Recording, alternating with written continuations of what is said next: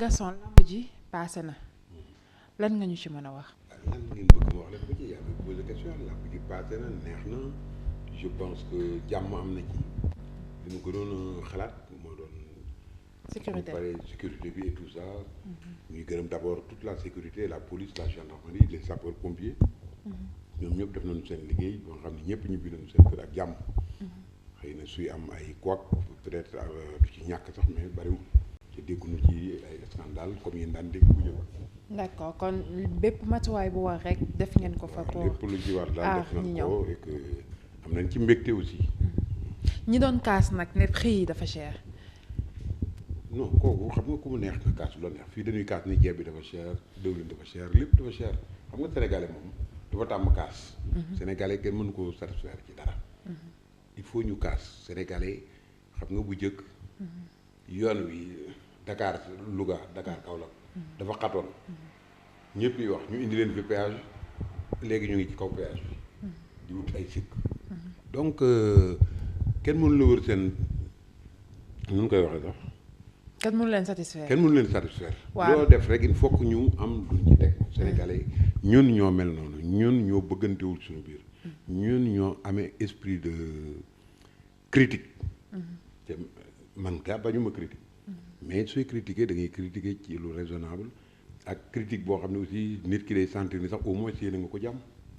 mais lu waral prix yi élevé parce que gis nañ ba ci loge ba sax 100000 la woon lan moo. mais waral loolu yàgg na fi. waaw lan moo. loolu yàgg na fi 100000 parce que. 2000 bi. de 3000. 3000 waaw. waaw mais c'est normal làmb ji day noonu pour quelle raison du ñu poser question li tax ñu fay mbër mi 100 millions. ak ni mu cher ak fan la ñuy jëlee xaalis bi ak fan la ñu koy wutee. ak nan la ñuy fexe ba def loolu lépp bon ñu taxaw ni cher na mais jënd nañu ko fe pourtant fees na. ak ay xultu ci buntu bi. waaw mais xultu dégg lu ma wax léegi Sénégalais boobu il faut mu xultu Sénégalais dama defe ni su xultu même nga ku waree koor ak wari rek wari ak bañ a wari rek dañu ci xultu tey la suba la ñu la yàlla bindoo xultu même politique bi kii fi yàlla teg tey muy Macky Sall ñoo ko fi indi mais teewul ñu ngi xultu su keneen ñëwee ñu xultu ñun ñoo dëkkee xultu waaw.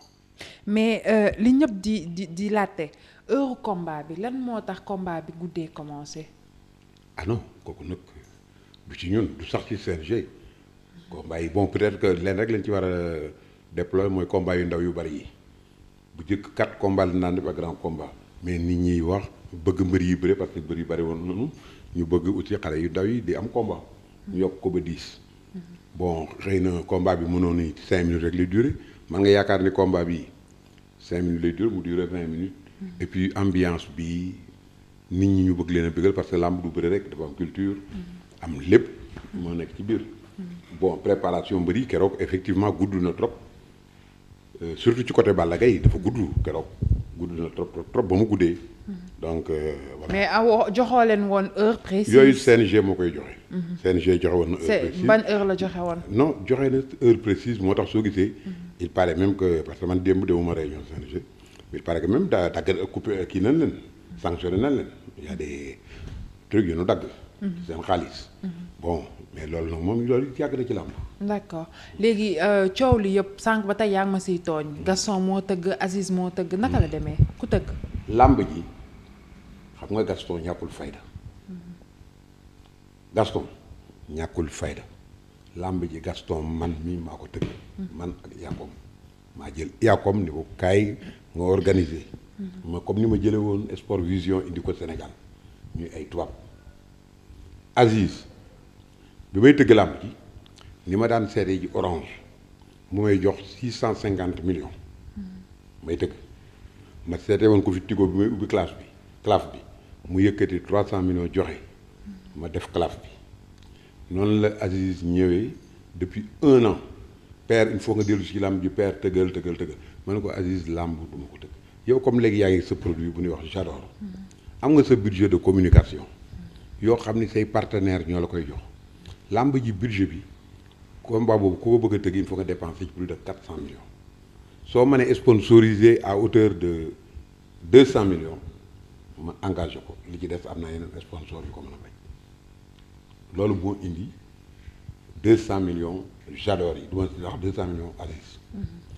bi làmb ji tasee it xëy na am na lu mu doon tontu am na ñu mu doon waxanteel am na ñu mu doon lancer message mu tëb nii effectivement làmb ji maa joxe avance. foofu maa fay mbër yi. non maa fay mbër yi même su ko waxee. mën naa nekk parce que 200 millions. yi mu joxe fay na mbër yi. mais dañ ca avance mbër yi li ci des. ba mu ko joxee may dugal am na promotion yi am na lépp. mais li wóor ba wóor moo fay mbër yi dama daan wax toujours man Orange fay mbër yi li tax kenn daawul wax. mais. non pardon. dama daan wax Orange moo fay mbër yi. dama daan wax tel sponsor moo fay mbër yi. xëy na bii yoon moom li mu ko waxal boppam foofu la erreur amee mais man su làmb ji demoon ba pare sax ci point de presse bu mujj bi dama doon wax ni Jador su may gërëm sponsor yi dinaa gërëm ñëpp mais Jador moo doon sponsor principal bi te itam participer na ci te itam kontaan naa ci ndax suñu demee ba sénégalais di sponsoriser ni ñu tubaab yi daan defal wala bokk sponsor yu mag yi lu mel ne ay Orange ay Tigo ñeneen nga xam ne ci ñoom rek lañu daan wékku ndegam ay Sénégal yi toog nañ ba capacité boobu loolu ci avancement la bokk. mais nag ñun comme bëgguñu avancement lu nit wax rek il faut ñu def indi ay critiques. d'accord mooy comme li nga wax sànq nee nga Orange keneen ak keneen da daan ñëw di sponsoriser. di joxe xaalis bu bëri. mais li jaaxal nit ñi mooy bu ñu gisee Aziz Ndiaye moo waxu 200 millions diwlin bu mel ni Jador. mu génnee 200 millions sponsorisé ñëpp naan dafa diis ci diwlin ba pare dañ daan gis comme nee nga sponsor leader la dañ daan gis sponsor leader da si daan fës bu baax publicité am da daan génn bu baax mu génn ay blouson maye mbëri sol ay blouson alors bu gars yi déggee 200 millions dañ naan Jador fan lay jëlee fond 200 sponsorisé 200 millions. mais Jador je pense que. feeñu si je pense que budget de communication war na sax 1 milliard. c'est que yéen da ngeen a tuuti bët tuuti xol.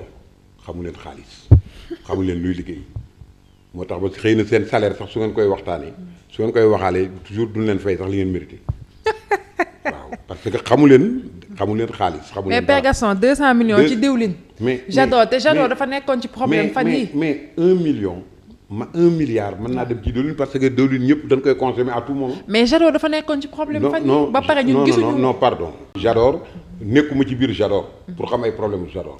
c'est pas li ma xam ci Jador ñu ngi liggéey. Sénégalais yi war leen a jàppale. man la ma leen doon laaj sax moo ëpp loolu 200 millions.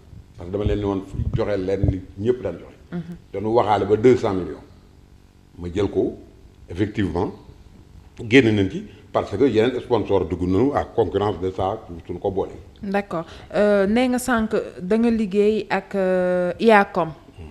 IACOM manager Modou Lo nee na moo signé seen contrat. effectivement. IACOM ñu ngi wax tamit ni que Aziz Ndiaye ko moom.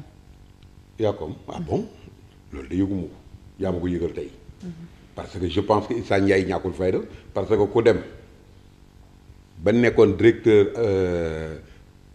DGA Samsung nekkoon Nokia indi ko fi nekkoon DGA adjoint DGA Tigo xam lanay marketing xam lanay truc xam nga Sénégalais toujours dañu war a bàyyi ay dégg naa wala yaakaar naa Issa Ndiaye est aussi responsable que nous yëfam lay liggéey mi ngi mel ni bi ma fi indee sama tubaab bi Sport Vision ñu ni beneen tubaab ko moom wala benn sénégalais ko moom pour quelle raison di leen gàtt-ngal seen nawle yi. non duñ sénégalais yi lu baax. waaw mais xam nga bu rumeur amee coow am manager am génn.